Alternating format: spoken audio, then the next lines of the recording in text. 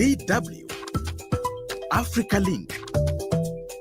Human rights on paper mean nothing if humans lose their rights in practice. Experts are pointing the finger at Uganda on Human Rights Day, where activists are watched, journalists are silenced, and people live in fear. New laws have made identity itself a crime, punished before you even speak. So whose rights are protected and whose are sacrificed?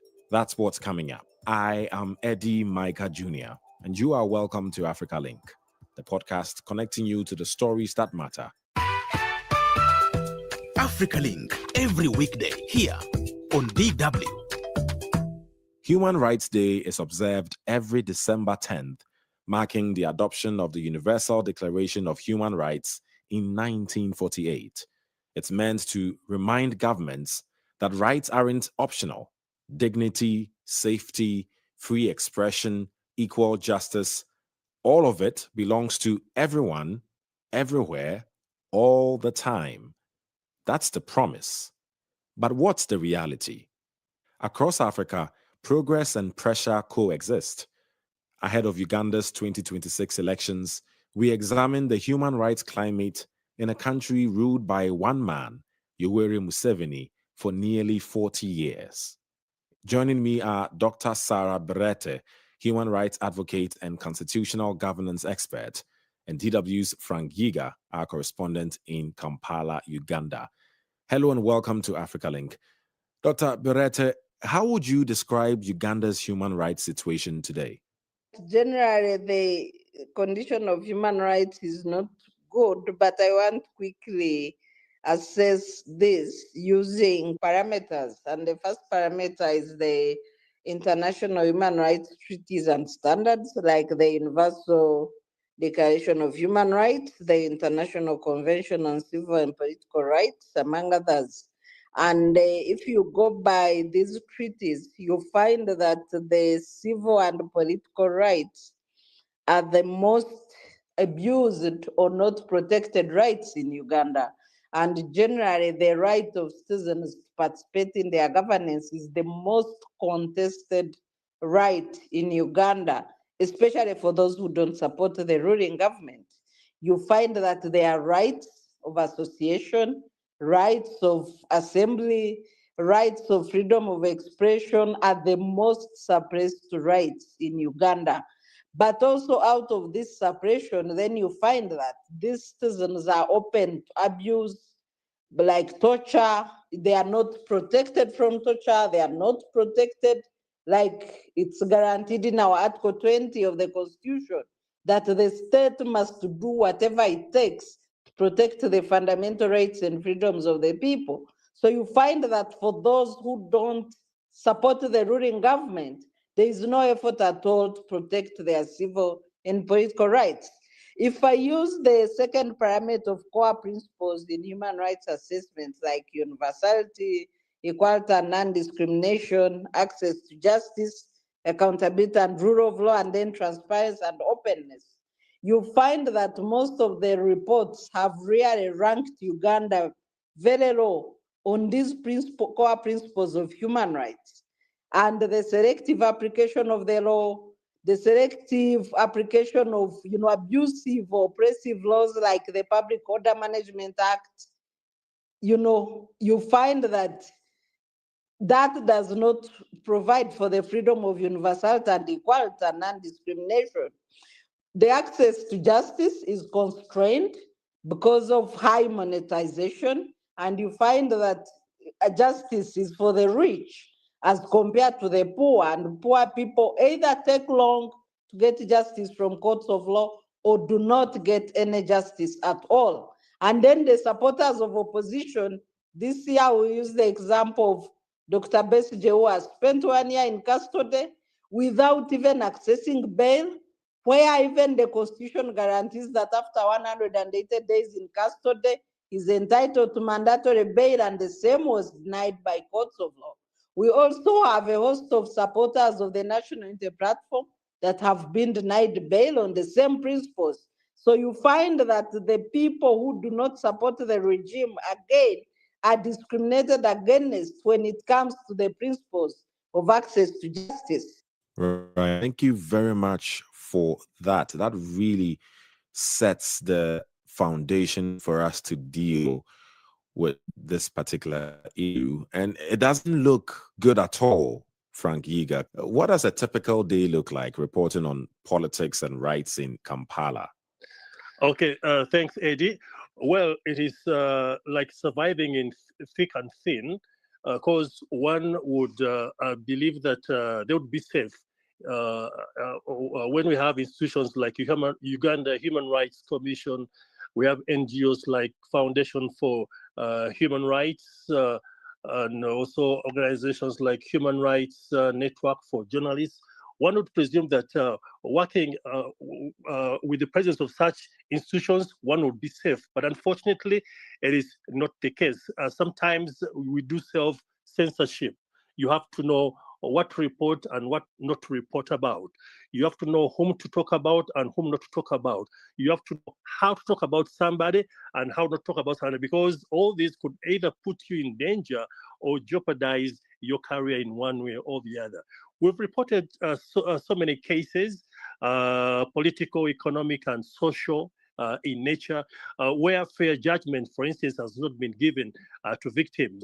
People have lost trust in, say, the judiciary, because just like Dr. Sarah said, that those with power, influence, and money are the ones who dictate who wins the case. One thing that actually gets my attention also is that, especially for you, even as a reporter, even social media posts, right, could get you in trouble. How rampant is that?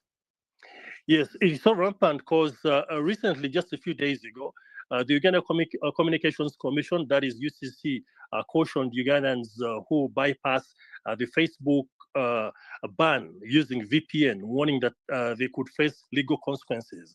We also had another one where there are reports circulating that the government threatens to shut down social media if Ugandans continue to misuse the platforms. So all these are threats. Anything you post on social media could lead you in trouble.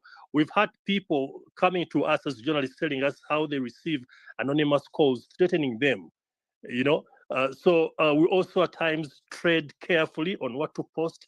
We also, like I said earlier, we mind so much whom to talk about, because if you talk about someone genuinely, objectively, that could lead you in trouble. Are courts providing any meaningful relief for detained protesters or journalists? How are courts dealing with such cases if we are assuming that separation of power works in Uganda, that is? Well, the people lost trust in the courts of law. First of all, according to our system here, once you are apprehended, you're taken to courts. They have to take you in for 14 days, something like that, or even more. So they keep tossing you. The same happens to politicians and other individuals, where they bring them in court, then take them back on remand. So they keep playing the cards until a year passes, 3 years pass. So people lost trust in courts. So there is no way you can expect to be given a fair judgment when you have been involved in reports of protests or reporting about protests and all that. And unfortunately, it seems that the government is the one that is controlling the radar. It holds our fate. Once you talk bad about it, definitely your fate is not good. I'm going to come to you, Sarah Berete. I mean, look, we've talked about arbitrary arrest. We've talked about enforced disappearances. In some cases, torture of activists and opposition supporters. How concerned are you ahead of elections? Well, the problem is that we do not have a conducive environment for credible, free, and fair elections. Amidst the enforced disappearances, arrests of opposition members on fictitious charges, denial of bail on simple bailable offenses, blocking of roads when opposition candidate is going to campaign, now beatings, shootings, open abuse and brutality by the security forces. is not, a condition that can be written home about during elections.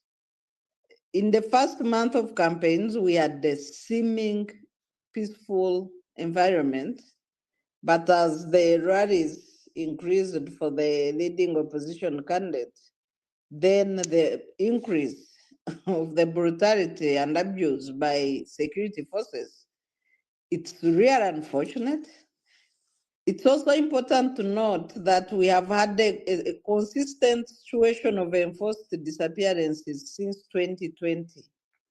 And if you go by Section 7 of the Article 7 of the Rome Statute, consistent, recurrent, enforced disappearances of a particular group of people amount to crimes against humanity. And this is what Uganda is experiencing. 5 years of enforced disappearances of opposition supporters is a crime against humanity. You go to, when you go to torture, of course, torture is prohibited globally. It's a crime against humanity. When you look at the open abuse by state officials on the rights of the opposition and their supporters, this is like a military, it's like a war. It's not a campaign. So the conditions for credible, free, and fair elections do not exist in Uganda because of state capture and the partisan nature of security forces, especially the military and senior officials in police. And this partisanship and the sense of entitlement plays out a lot during elections, tilting the ground for the incumbent through excessive brutality and abuse. How easy or challenging is it for the civic space to mobilize against the abuse against human rights? The civil society are facing challenges of deregistration threats by government, but also a decreased funding base because government has targeted funders and chased them out of Uganda using, regressive laws. The first funding to close was the Democratic Governance Facility by European countries. In this election, we have had a temporary freeze of the GIZ Civil Society Support Fund because of the same harassment that was meted on the Democratic Governance Facility in 2020. So you find that the civil society are constrained both with threats to deregister the organizations, freeze their accounts, arrests, or zero funding, especially, escalated with the closure of USID. So basically these three challenges, curtail the work and capacities of civil society organizations. But also because of the toxic environment, you find that most of these organizations that are able to operate are in a self-censorship mode, and they want to do activities that they consider less problematic or less annoying to the establishment because of state capture. So this does not create leverage for civil society to fight or to push back on the arbitrary arrests, on the people, help the people that need legal aid, or push back on the events that are shrinking the civic space. So you find that we are all boxed in the corner with this context that is highly authoritarian under President Museveni's regime, and we can hardly help out to the people that need to access justice in our context. I've heard a lot of the ills on the ground and what's going on against human rights. It sounds almost like there's no way out. Or am I being pessimistic here? What needs to happen now to address the human rights situation in Uganda, Sarah? Yeah, I had wanted to bring in the context of the judiciary that is also struggling under capture. And we have challenges of, judicial decisions that are really draconian in nature and the lack of respect for fundamental rights and freedoms by the judiciary as contained in Article 50 of the Constitution. So I'm wondering where you see the way out in tackling these challenges if it seems that all the systems in the country are favoring one man.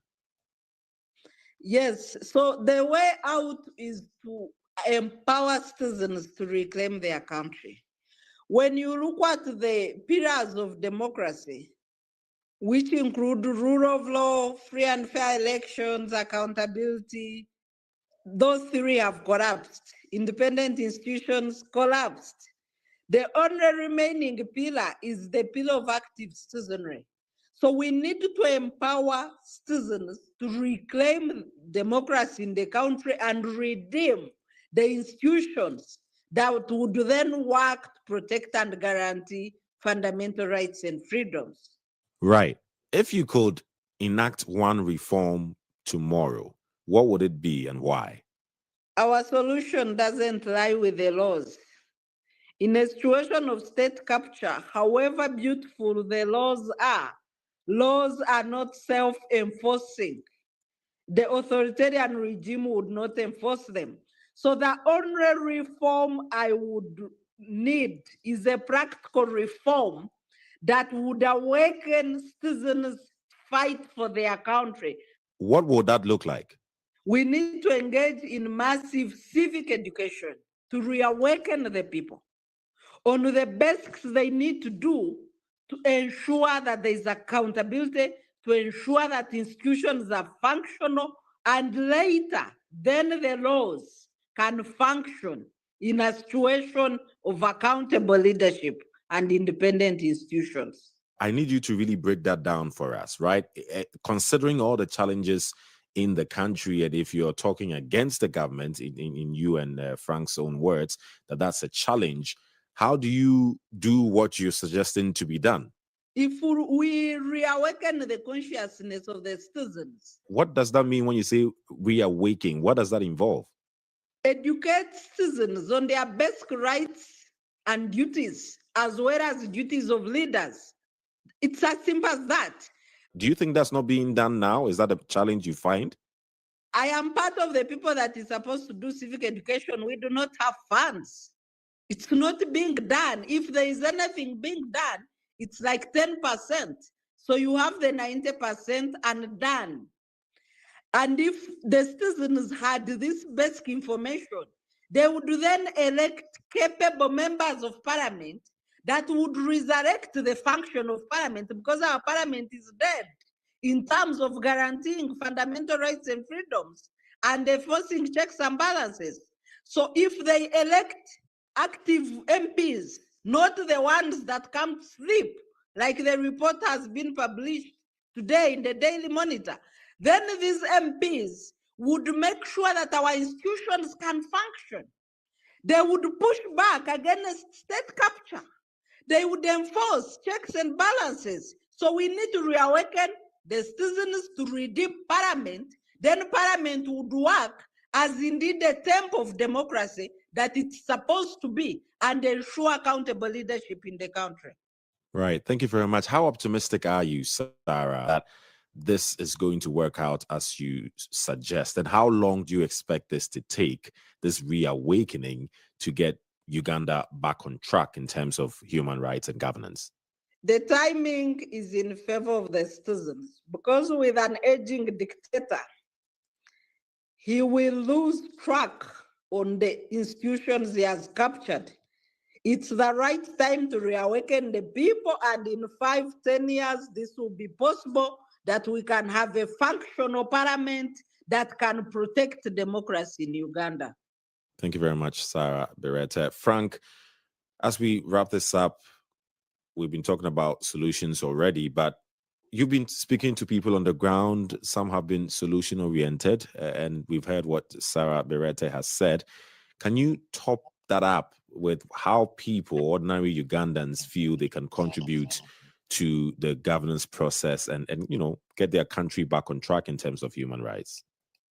Well, what people are saying that so far, so good, going by the campaign trail of some of the presidential candidates, say the National Unity Platform President, Robert Chagulanyi, Bobby Wine, they say he's preaching positive messages, and those messages will give them courage and motivation to take that path, to reclaim their country, to have their country back in control. So that's what Robert Chagulanyi preaches whenever he campaigns, and they believe so far so good, and they hope that he wins, which is also an uphill task, I guess. But they believe that once they are done with President Museveni or the current system, which is about, they give them 5 or 10 years, they believe things will have changed, hopefully,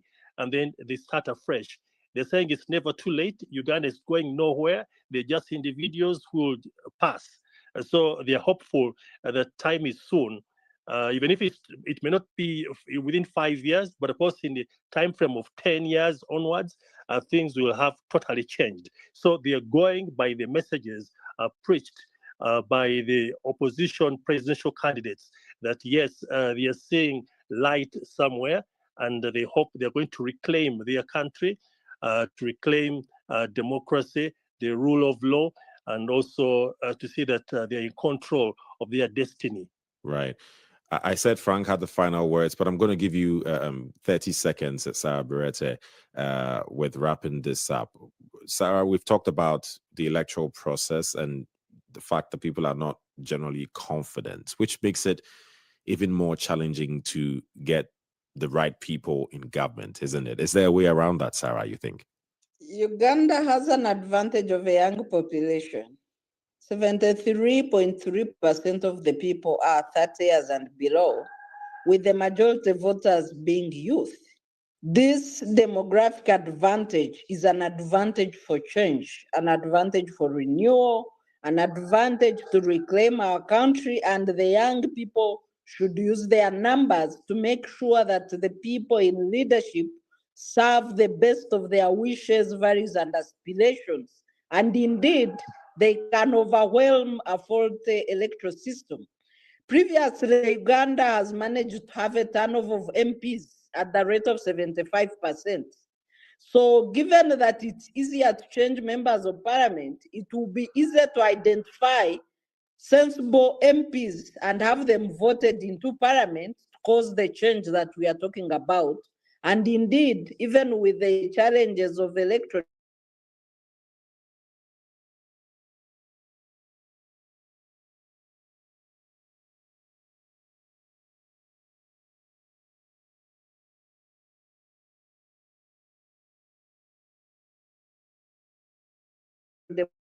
human rights advocate and constitutional governance. Also, Frank Yiga, DW's correspondent in Kampala, Uganda. Thank you both very much for your submissions. Africa is changing. Don't get left behind. Tune in to Africa Link. UN officials have condemned a new wave of arbitrary arrests, disappearances, torture, and harassment of opposition supporters and journalists. Rights groups say court rulings are ignored, while the National Human Rights Commission is accused of downplaying evidence instead of enforcing accountability. Respect for human rights begins with authorities. And from what we're seeing today, there is still a lot that needs to be done.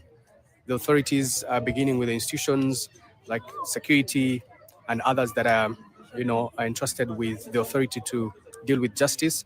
I think there's a lot that needs to be done because there's rising number of human rights abusers, especially now that we're in a political cycle that has now become intensified. I think that authorities can do better. There is need for respect in human rights when it comes to whoever is participating in the electoral process, but also most importantly, in dealing with access to justice. Yes, I think the state of human rights in Uganda right now is very, very appalling, given that we are in the elective period in this country, whereby we are going to have elections in 2026, 15th of January. We have seen already skirmishes between, of course, the opposition side and, of course, the police force in Uganda, which has brought a lot of questions on how best Uganda, the civilians in this country. But let's try to be optimistic, right? All hope is not lost. Ugandan defenders and community groups are fighting back with courts, documentation, and support for victims. International pressure is pushing Kampala to investigate abuses and protect civil society. Meanwhile, young people are live streaming events, creating digital evidence the state can't deny. Activists are also pushing for targeted accountability measures. What do you think? Can these efforts make a difference? Share your thoughts on Facebook at DW Africa. Listen on Spotify or wherever you get your podcasts. And subscribe to our DW Africa YouTube channel so you never miss an episode. This show was co-produced and edited by Isaac Mugabe. And I am Eddie Micah Jr. Thanks for listening. DW. Made for minds.